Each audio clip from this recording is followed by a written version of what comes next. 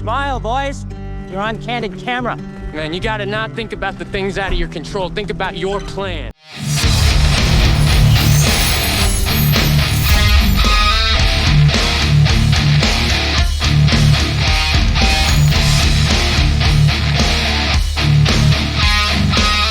What's going on, YouTube? Welcome to my review of The Long Walk, the new Stephen King adaptation that was co-written by J.T. Molnar and Stephen King, directed by Francis Lawrence. Came out this week, and man, if a movie could pick a better opening weekend, just for its subject matter versus what's going on, in society around it, I can't remember one. The Long Walk it's one of those films that it's come out at the perfect time, I think, for society to see the message that it's putting out there. Now, we've had dystopian movies in the past, right? We've had The Hunger Games, we've had The Running Man, another Stephen King book, a lot of dystopian futures, Divergent, all that stuff. This is Stephen King's version of that. But this is much older than the rest, right? So The Long Walk as a book was written by Richard Bachman. Stephen King's pen name, was originally published in 1979, and then again in 1985 as part of the Bachman books. And the basic premise is that the U.S. is now under the control of an individual called the Major. In the book specifically, it footstomps that the Major is running things. And every year you have a collection of 50 for the movie, 100 for the books, folks that get together, boys, that volunteer to take the Long Walk, which is essentially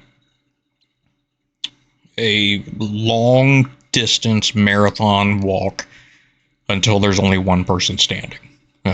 Each person gets 3 warnings and then a final warning, and then they get their ticket punched.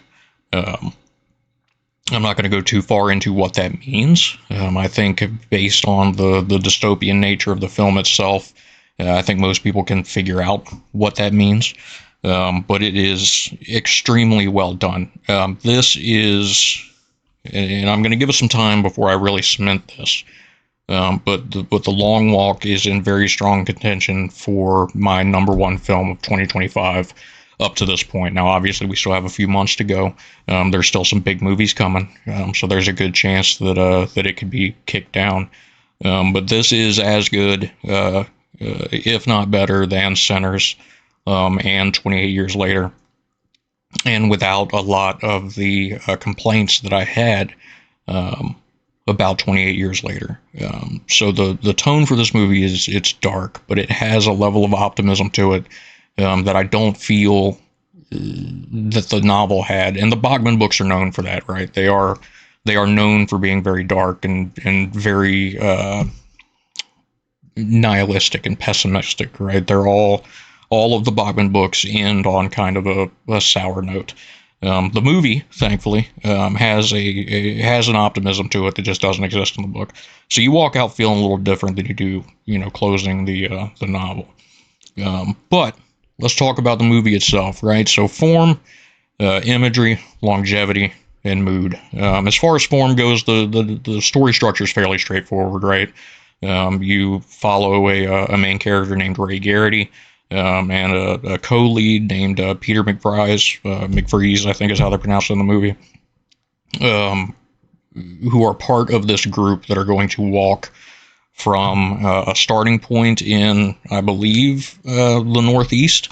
And the only reason I say that is because they generalize where it takes place, but with it being a Stephen King novel, I mean, like anything Lovecraft, my first assumption is that it's happening in the New England area. And their interactions with various people within the walk, right? You've got a character called Stebbins, who plays a major role, and then Art Baker, Hank Olson, those are really the big ones. Scram and Peterson play a role, and then there's obviously more, up to 50. And that's your story structure, right? The cool thing about King, anything that he writes, is more about the people going through an event than it is an event that people are going through. And I don't know if that makes sense to a lot of folks, but there is a level of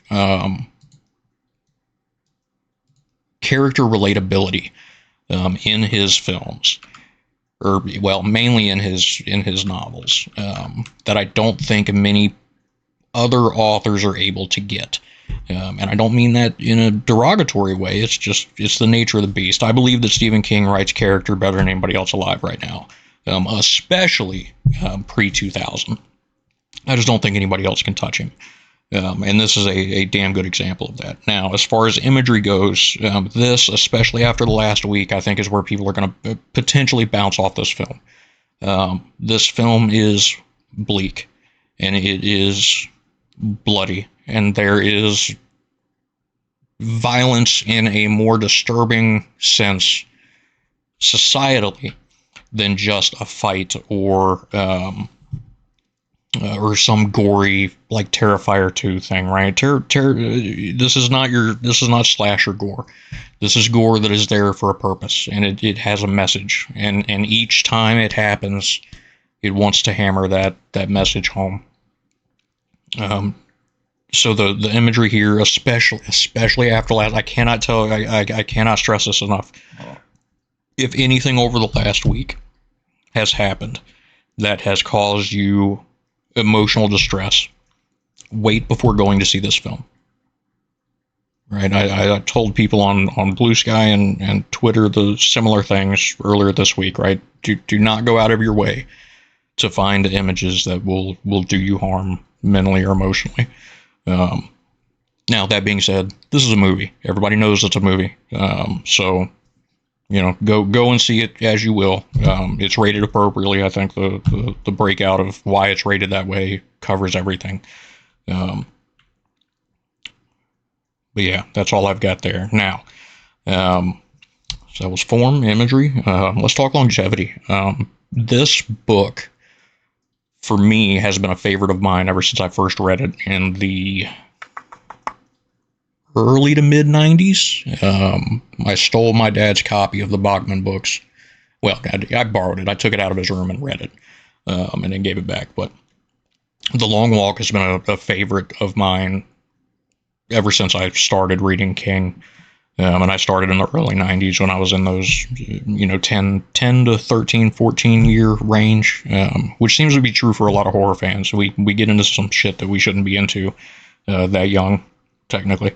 So when I heard that a movie was coming, I was very, very excited. And I'm glad that it lived up to expectations.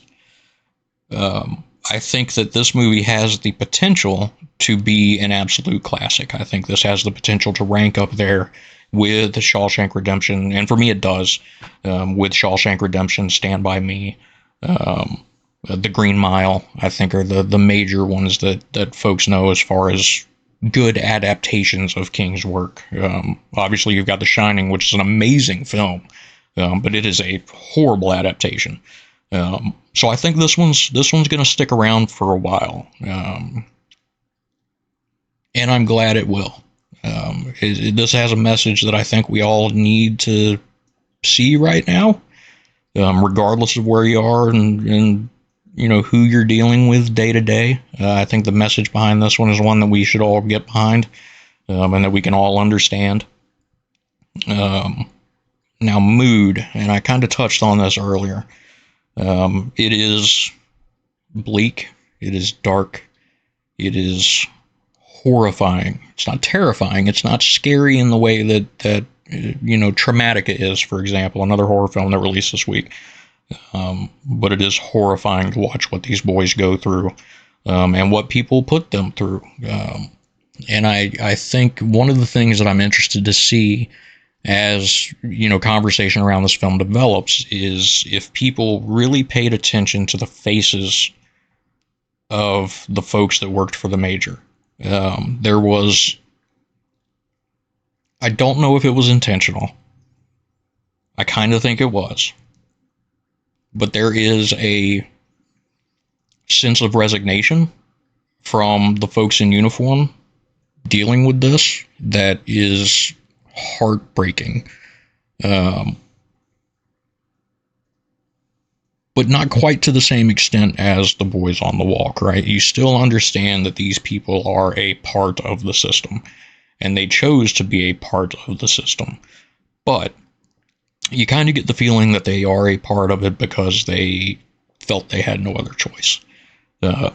Which, again, important message for folks to hear right now. But yeah, that's really all I've got. I don't want to belabor the point too much. Go out and see this movie. I don't say that very often specifically for a film, but if you have any chance to and you can afford to, go to the theaters to see this movie.